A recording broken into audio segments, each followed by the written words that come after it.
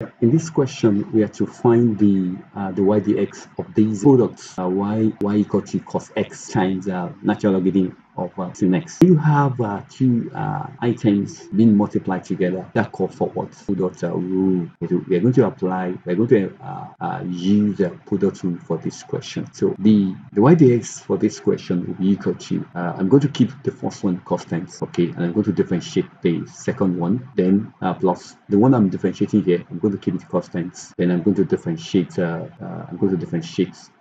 This first one, okay, so that's that. Then let's quickly, so we're going to have this one, derivative of natural logarithm of sin x, okay. Don't forget, we're going to differentiate the inner functions respect to itself.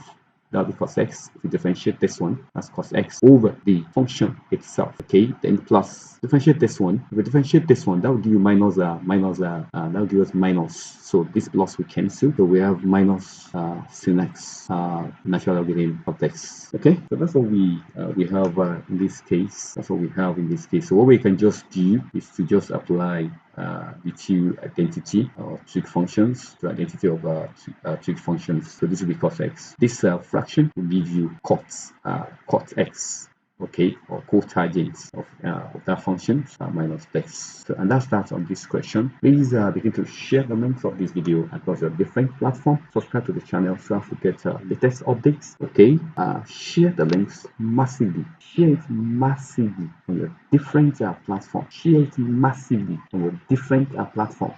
Share now. Thank you. See you next video.